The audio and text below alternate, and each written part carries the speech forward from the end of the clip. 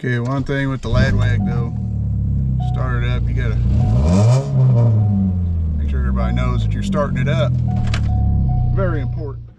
Well, it's hard to tell with a shadow, but that shouldn't be into the tire like that. Hey guys, welcome back to another installment of Lad's Garage. It has come time for us to finally get back to working on the lad wag. We originally planned on just doing a simple oil change here a couple weeks ago, but we discovered that we had broken parts. Now I don't know what came first, if it was the bent / broken sway bar link, or if it was the strut tab that broke off first, but either way we're going to end up putting both new struts on the front and new shocks on the rear, and maybe we might get around to our oil change this time. Well, it's time to get this dirt ball up off the ground and start getting the wheels and tires off so we can get tires ordered and get started doing the work. Sounds like we need to spray the jack down some WD-40 or something. Thing's squeaking pretty bad. So the original plan is to take the back tire that was on the right side. As you can see, it's a little thin, and we're going to take this tire here and rotate it back to here. But I'm glad I decided to do this because I found a metal tire plug in a hole that wasn't there, but it's plugging the hole, I guess, because the sucker's still got at least 25 pounds in it, and it's been sitting for almost a month. But man, if you leave your metal tire plugs laying out, this is what happens. So we're going to replace these stock looking rear shocks with these fancy Monroe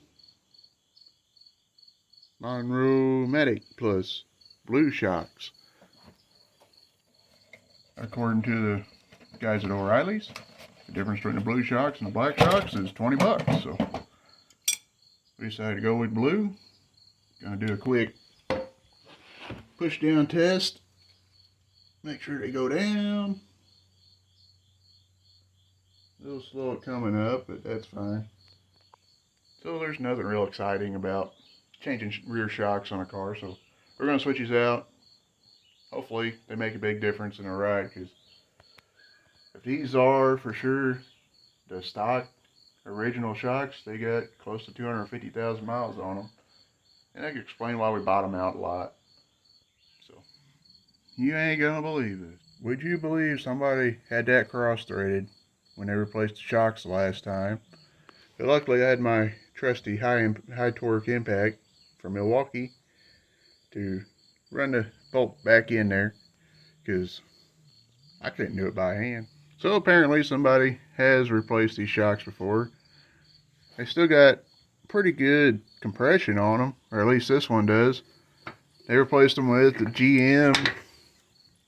It's hard to see here, but you can kind of see it there. It says GM on it. So apparently somebody went to the Chevy dealer and got their shocks, at least rear shocks for this thing at some point. Who knows, they could be factory and just happened to, factory worker was drunk, you know, whatever. Ran a bolt in a little crooked, make it a little harder to change out. So we got this side done, we're going to change the other side and get started on the front. So this is the left side shock, rear shock. As you can see, it's got a lot of dirt built up on here. See where it's been kind of knocked off when I was pulling it off there. But that's the easy way to tell that it is leaking oil out of it. As you can see, a little bit of darkness right there, and that's why it's built up a lot of dust on it. It's got a lot of give in it. I mean, you can see how easy it is just using my fingers. So on the front, we are going to use these Monroe quick struts that I picked up from O'Reilly's for about, I think 170 a piece is what I paid for them, roughly. And as you can see, they got the spring, the rubber boot, pretty much everything's on it, ready to go. All we got to do is take this whole non-compression piece of junk out.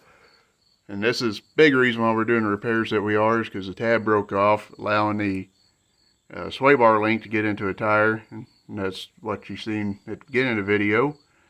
But, you know, everything's on it, ready to go.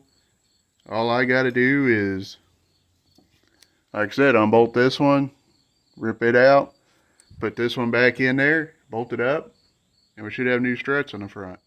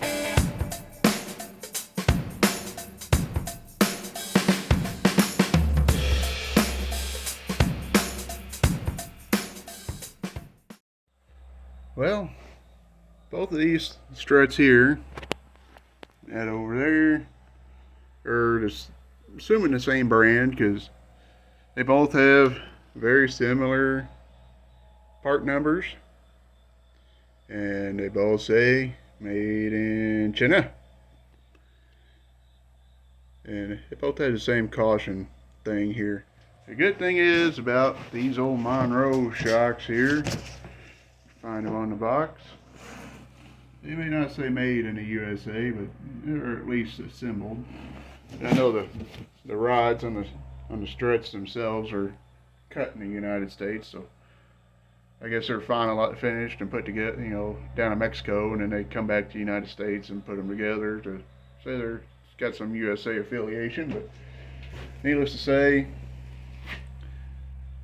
the Chinese struts wasn't cutting it for me, and we had one blown out rear shock. So we're gonna finish up, probably do an oil change real quick on the HHR. We gotta find some tires and get it back on the road, because it saves me a lot of money that I can put forward to other projects, like getting our LS swap done and an Intimidator, and you know, other projects. We're gonna probably start doing some small engine stuff and tinkering around with other things. So come on back, see us again. We'll see if we can't tear nothing else. Try to avoid tearing anything up, but try to come up with some fun things to do. So God bless you. We'll catch you later.